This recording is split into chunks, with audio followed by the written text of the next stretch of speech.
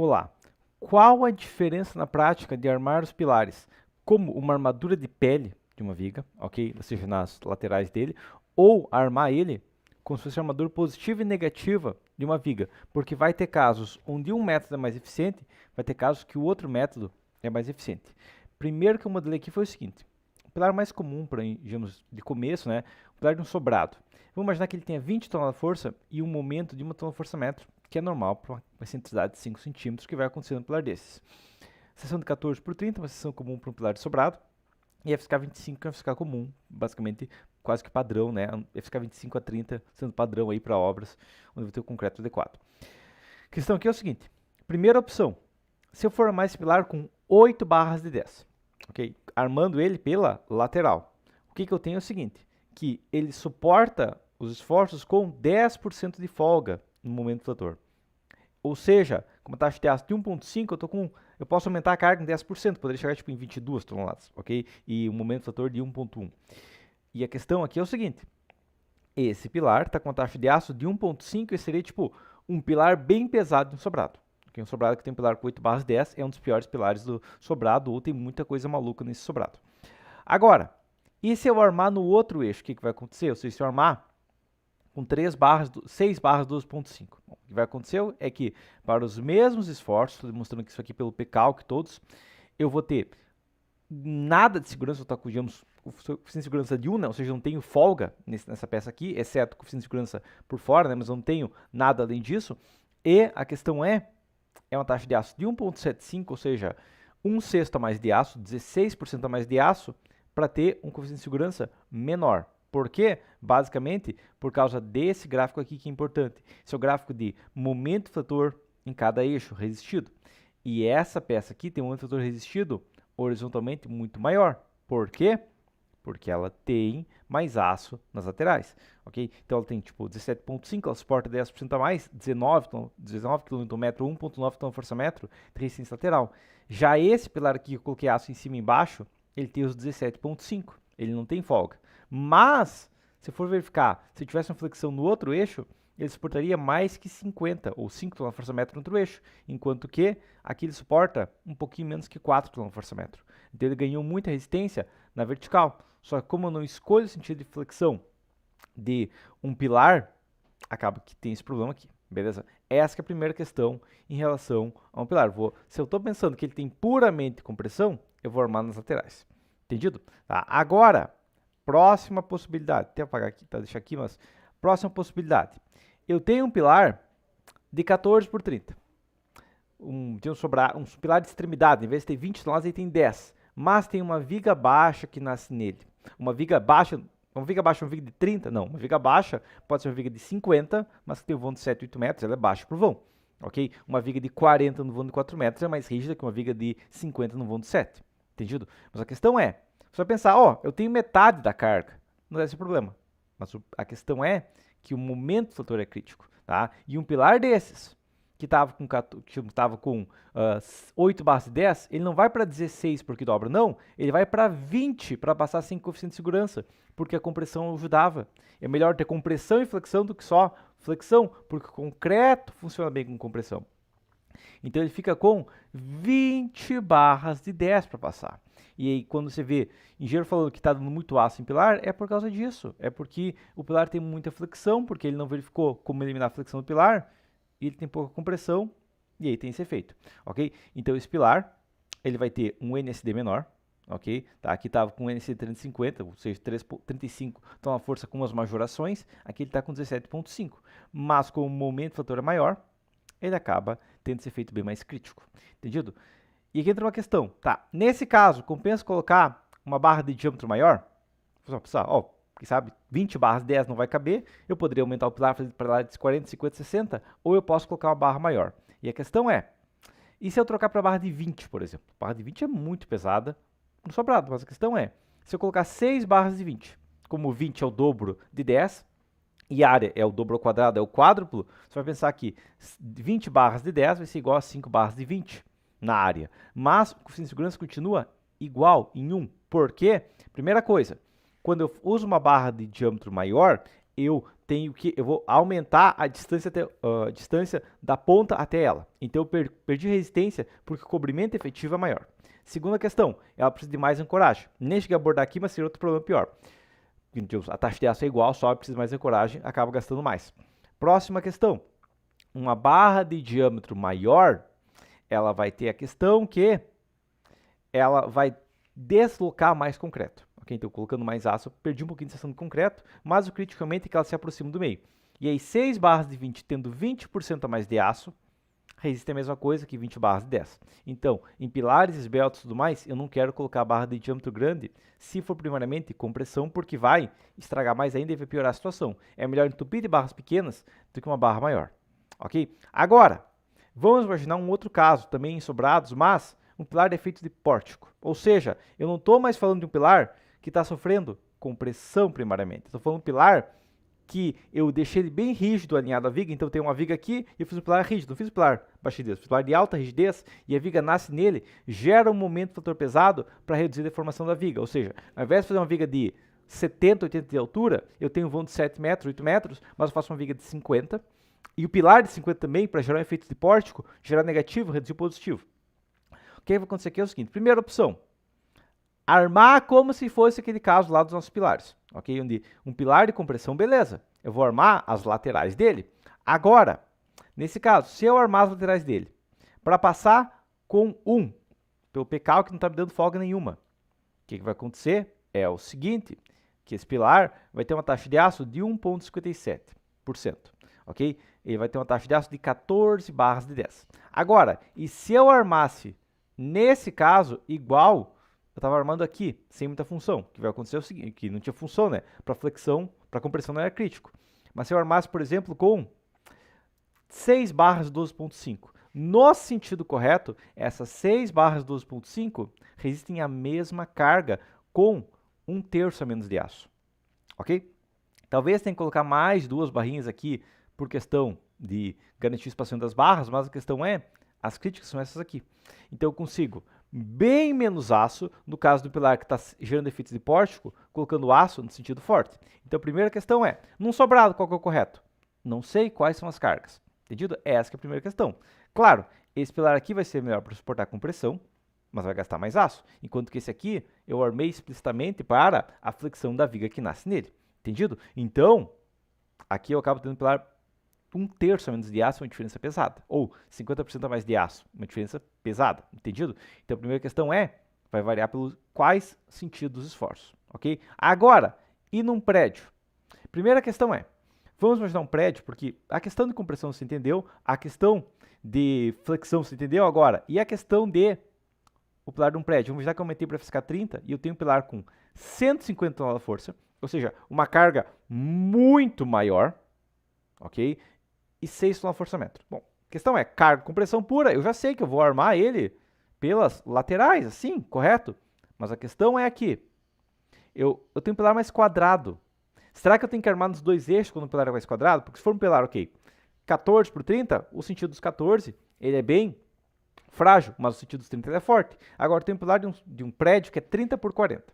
Em qual sentido ele é fraco ou sentido é forte? Ok, 30 é mais fraco, mas não é uma diferença tão pesada. Nesse caso, eu coloco algumas barras também aqui em cima e embaixo, e a questão é, um pilar, os dois deixei mesmo taxa de aço, ok? Se eu armar apenas as laterais do eixo fraco, ele vai ficar com 4% acima da resistência, ok? Enquanto se eu armar, colocar 2 barras para cá, ele vai para 1% apenas, ou seja, eu perco resistência, mesmo que eu coloque pouco aço aqui. Por quê? Porque o aço que eu coloco nas laterais maiores também ajuda na menor, não tanto, mas ajuda, ok? Já o aço que eu coloco na lateral menor não ajuda ao lado maior, entendido? Então, a questão é aqui, ó, esse pilar aqui, ó, posso ver aqui, esse pilar que eu armei só no lateral, ele ainda tem, ó, uma resistência, se eu for pensar, tem um monte de aço no lateral, ele vai resistir mais na lateral, mas não, ele resiste um momento tipo de umas 8,5 toneladas força-metro na lateral, mas no sentido vertical, ele suporta mais de 10 toneladas força-metro, ou seja, esse pilar aqui, ó, tem mais resistência na vertical ainda, mesmo ele tendo todo o aço laterais, tá? Enquanto que esse pilar, ok, ele tem 11 ao invés de 10, beleza, mas a questão é, eu perco segurança no sentido crítico. Então, num pilar mais quadrado, a não ser que ele seja perfeitamente quadrado, eu ainda vou armar tudo no lateral menor. Entendido? Agora, próxima questão. Um pilar de contraventamentos num prédio. Mesma carga, mas 60 vezes 6 kgfm. Daí você me dizer, ok, eu vou trabalhar do mesmo jeito que eu tinha trabalhado com o nosso pilar de pórtico, correto? Sim, correto. Agora a questão é, quanta diferença eu posso ter aqui? Bom, um pilar de 25 por 80 FSK30, ok? Se eu for armar ele com barras, por exemplo, nas laterais, ok? Colocar nas laterais, ela tem um pouco de resistência e tudo mais, mas a questão é, se eu tenho 6 kgfm no sentido dos 80, eu precisaria de 24 barras de 20 armando nas laterais.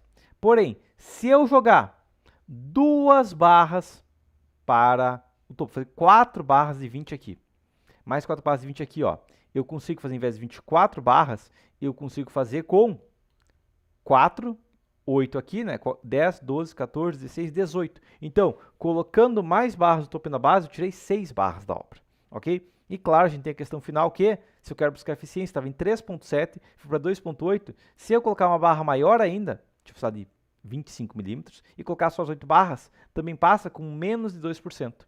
Ok? Então, uma disposição adequada reduziu pela metade a taxa de aço no pilar. E num prédio, isso aqui é uma diferença crítica. Pensa, eu estou falando de 8 barras de 25 contra 24 barras de 20. Quanto que custa 24 barras de 20? Bom, pegando a calculadora aqui, ó, claro, vai variar. Se você está assistindo no futuro, pode ter uma diferença, mas atualmente o aço de 20 mil está tipo R$9. Então, 24 barras de 20 vezes 20 sobre 162, com um comprimento de 3,60 m para dar ancoragem, eu estou falando de R$10 aqui, ó, estou falando de R$2.000 no pilar, só de aço, ok? Se eu faço R$2.000 e vira R$1.000, é uma ajuda gigante. Ah, mas quem sabe tem que colocar mais, sei lá, 4 barrinhas de 10 de cada lado, ok? Fiz R$2.000 vira 1.200 ao invés de virar 1.000, ok? Ainda assim é uma economia gigante, beleza? Agora, próxima situação, eu tenho um pilar de canto, ok? O pilar de canto começa a ser interessante porque eu tenho momento fletor nos dois eixos. E quando eu tenho momento fletor nos dois eixos, tem uma questão especial, que é o quê? Primeiro, vamos imaginar esse pilar aqui, ó, 19 por 50. Se eu armar ele só com as barrinhas de 10 na lateral, ok? Ou seja, eu armei esse pilar aqui, ó, com 12 barras de 10. Ele passa raspando, ok? Compensa essas 12 barras de 10? Aqui tem outra questão. Ele está sofrendo flexão na diagonal, ok? Isso pode ser tanto um pilar de canto, ok? Que tem viga nascendo nos dois eixos. Isso pode ser um pilar de um galpão que não tem travamento lateral, que sofre flexão nos dois eixos também, porque o vento bate e vai tentar tombar ele, ok? Principalmente coberturas isoladas pode acontecer. E isso pode acontecer também quando eu tenho um pilar de contraventamento que no outro eixo nasce uma viga e gera flexão nele, ok? Se eu coloco 12 barras 10, ele passa. Só que como ele tem flexão na diagonal, eu quero colocar aço na diagonal, ou seja, nas quinas, tá? Esse mesmo pilar, com 4 barras 16, vai a taxa de 0,99% para 0,85% e continua passando com os mesmos esforços, ok? Por quê? Basicamente, como eu tenho flexão no eixo X, as barras do eixo X suportam mais, flexão no eixo Y, as barras do eixo Y suportam mais. Como eu tenho flexão nos dois eixos ao mesmo tempo, eu quero todas as barras nos dois eixos. E a barra do canto funciona para os dois eixos, porque ela está no canto, digamos, na quina, né, do X e Y, então ela funciona para os dois eixos e ganha eficiência aqui. Já, se eu vou tentar armar, vou tentar armar o pilar com armadura nos dois eixos. Não, vai piorar, ok? Porque eu não preciso de mais armadura aqui na ponta, porque a armadura lateral pode ajudar um pouco. O que eu preciso é aço bem nas quinas, se possível. Então, mesmo pilar com 12 barras de 10, uma taxa de aço de 0,99 falha, mas se eu colocar uma barra de diâmetro maior, a taxa de armadura reduz em 14% e passa. Então, quando eu tenho flexão, que tem risco de ser nos dois eixos, eu coloco um aço pesado nas quinas. Inclusive, aqui pode ser questão de, ao invés de trabalhar, digamos, com 16 barras de 10, eu coloco 4 barras de 16 e só a armadura restante, intermediária, ok? Pode ser uma eficiência também que eu posso ter usando a quina, ok? E por final, um pilar de um galpão, onde eu tenho uma carga extremamente baixa e um momento fator alto que dá uma excentricidade de metro, ok? Vamos imaginar esse pilar aqui, ó, 5 toneladas de força-metro, 25 por 40. Se eu armar ele na lateral, digamos, 8 barras de 10, eu tenho 15% em cima, ok? Então eu tenho uma folga de 15% na resistência. Esse mesmo pilar, Se eu armar no outro eixo, eu tenho 21% em cima. Primeira questão é, você viu que teve pouca diferença, mas teve uma diferença? Pois é, em um galpão, geralmente ele vai armar como viga, porque ele funciona como viga, primariamente momentos, mas a armadura lateral ainda auxilia, menos, é que tipo se fosse segunda camada, ok? Uma taxa de aço equivalente vai perder um pouco da resistência, mas não é tanto quanto um pilar armado no eixo fraco, errado, ok? E o que eu vejo aqui, ó, é que ele tem uma resistência um pouquinho maior para lateral, aqui, tipo aqui ele chega em 50 kN, aqui ele não chega nos 50 kN, então ele ganha um pouquinho de resistência lateral, mas a diferença é pequena. Só que aqui entra a questão, isso é pequeno, principalmente, tá, isso aqui é 8,12.5, aqui é 8,12.5, ok? Se eu trocar para barras de 10, aqui vai ter um problema. Se eu começar a colocar muitas barras, eu vou ter muita barra no meio, e essas barras são menos eficientes, ok? Então, um pilar com 8 barras de 12.5 tem uma taxa de aço 0,98 e 15% em cima. Um pilar com 12 barras de 10 tem uma taxa de aço 0,94, uma diferença pequena, 4% de diferença, mas 9% da diferença da resistência. Então, eu ainda quero, quem sabe só, 3 a 4 barras, se possível, né? 3 não, porque vai ter uma bem no meio, mas 4 barras, se possível. O restante eu coloco no outro eixo. Mas aqui entra a questão, que se eu puder colocar mais barras, eu vou colocar elas no sentido correto. Um pilar com 10 barras de 10 ao invés de 8,12.5, por exemplo, vai passar com 0,79 e ele resiste, entendido? Então, num pilar de um galpão, eu armo apenas no eixo que ele tem flexão, porque eu consigo economizar, apesar de não tanto, eu consigo economizar uns 5, 10%. E a questão é que num galpão, se eu economizei 5% de um pilar, como o pilar repete 20 vezes, 30 vezes, dependendo do tamanho do galpão, 100 vezes, eu economizei muito mais, ok? Tá? E armar nos dois eixos também não é eficiente, ok? Esse mesmo pilar com 12 barras de 10, ele está com uma coeficiente de segurança de 1,15. Não compensa, muito mais eficiente eu colocar só no eixo fraco, eixo flexionado no caso, beleza? Tá? Mas a questão é, primeiro, encontra quais são os esforços. Não tem uma regra que vai funcionar sem você saber os esforços. Ele tem flexão primariamente no eixo fraco, primariamente no eixo forte. Qual dos dois casos é? Ele tem flexão nos dois? Como que é o caso? Se ele tem flexão no sentido que ele é menor, arma só no sentido menor, ok? Arma só nas paredes laterais. Se ele tem flexão no sentido maior, qual que é a diferença? Porque ele vai ter uma flexão ainda de flambagem.